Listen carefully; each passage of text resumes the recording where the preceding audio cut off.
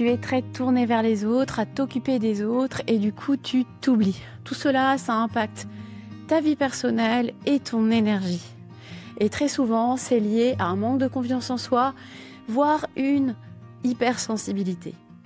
Alors, dans cet épisode, moi, je vais te donner quelques clés qui vont te permettre justement de te prioriser et de prendre soin de toi.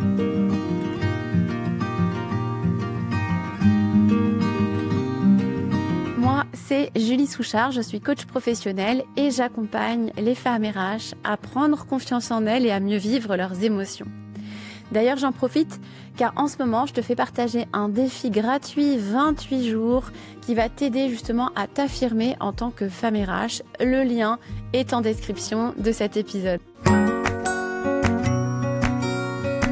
Alors la première chose qui est vraiment importante, ça va être de prendre le temps de faire le point sur ce qui est vraiment important pour toi. Et par rapport à ça, moi je te propose 2 exercices qui vont vraiment t'aider.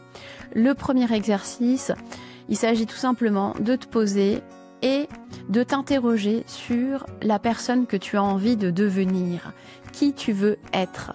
Donc prends un petit carnet et note ce qui te vient. Le deuxième exercice, ça s'appelle la roue de la vie. Donc je t'invite à prendre une grande feuille et de tracer un grand cercle sur cette feuille. Tu vas ensuite diviser cette feuille en 8 parts, comme un gâteau. Et ensuite, tu vas réfléchir à 8 domaines qui sont les plus importants pour toi. Alors moi, je peux donner quelques exemples. Ça peut être l'amour, le travail, l'amitié. Ça peut être un loisir, le sport, la santé, une valeur qui est importante pour toi. Ça peut être justement la relation à toi, etc. Sens-toi libre de mettre tout ce que tu as envie sur cette roue. Donc prends le temps de le faire. N'hésite pas à mettre pause.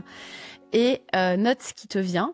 Et du coup, tu vas noter un domaine dans chaque part de cette roue. Ensuite, tu vas évaluer ta satisfaction dans chacun des domaines sur une note qui va de 0 à 10. Attention, il ne s'agit pas d'une note de priorisation des domaines. Il ne s'agit pas de classer les domaines. C'est vraiment ton niveau de satisfaction actuel dans chacun des domaines, donc sur une note qui va entre 1 et 10. Et tu vas du coup assurer chaque petite part en fonction du coup de la note. Donc si tu es à 10 par exemple, tu assures toute la part. Maintenant tu vas prendre un petit peu de hauteur par rapport à cette roue. Donc je t'invite à imaginer que le centre du cercle de cette roue, c'est le sommet d'une montagne. Tu vois, l'idée c'est de regarder un petit peu cette roue de hauteur. Et puis note ce qui émerge. Qu'est-ce qui te vient comme ça quand tu regardes cette roue ?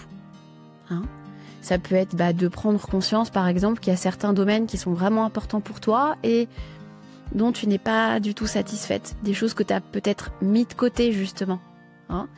Tu peux aussi te poser la question de certains domaines, l'impact qu'ils peuvent avoir sur d'autres. C'est-à-dire que tu peux avoir un domaine qui, si tu travailles entre guillemets pour l'augmenter, ça va peut-être impacter d'autres domaines de ta roue de la vie. Alors, la roue de la vie, comme tu peux le voir, c'est un exercice qui est très simple, mais qui est assez puissant finalement. Donc moi, je t'invite à faire cet exercice finalement assez régulièrement, au moins 1 à 2 fois par an, par exemple, parce que ça va vraiment te permettre de faire un petit examen de ta vie, de voir où tu en es dans chacun des domaines qui sont les plus importants pour toi.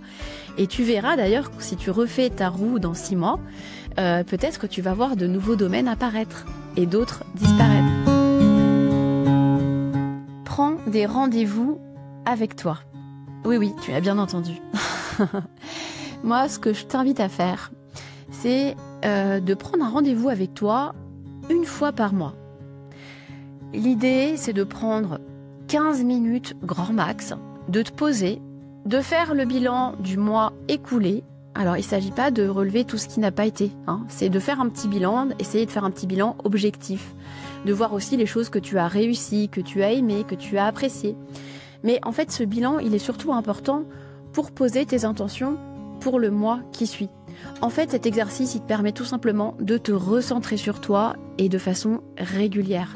Parce que c'est vraiment ça qui va te permettre de poser des petites actions dans ton quotidien et qui va vraiment avoir des résultats finalement assez importants. Prends des moments pour toi chaque jour. Alors je sais ce que tu es en train de te dire, mais j'ai pas le temps, je suis fatiguée, j'ai déjà pas le temps de faire tout ce que je dois faire, enfin bref, je sais, je connais.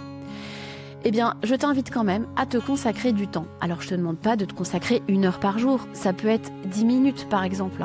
Au lieu de regarder une série sur Netflix ou de scroller sur ton téléphone, eh bien, tu vas prendre 10 minutes de ce temps, juste 10 minutes, et de prendre un temps juste pour toi, pour te faire plaisir, faire des choses qui te font du bien.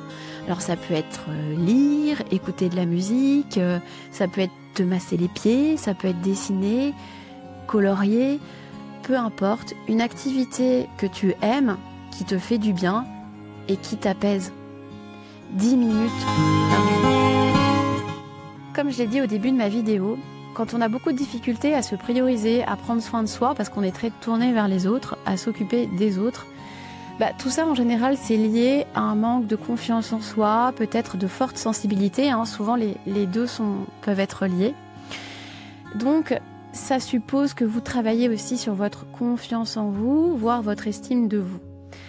Et ça passe par vraiment un travail sur apprendre à se connaître, apprendre à mieux vivre aussi ses émotions, à modifier aussi toutes ces pensées négatives qui tournent dans votre tête et à préserver votre énergie. Et ça, c'est quelque chose sur lequel je peux vous accompagner via mon programme holistique, Osez vous révéler. Si vous voulez en savoir plus, eh bien vous cliquez sur le lien en description de cet épisode. Et voilà, c'est terminé pour cette semaine. Si vous avez aimé cet épisode, n'hésitez pas à liker, à partager, à vous abonner si c'est pas fait, parce que vous avez vu, je partage chaque semaine un nouvel épisode. Et puis vous pouvez me retrouver sur de nombreux réseaux sociaux comme LinkedIn, Instagram, Facebook, TikTok. Allez, à la semaine prochaine.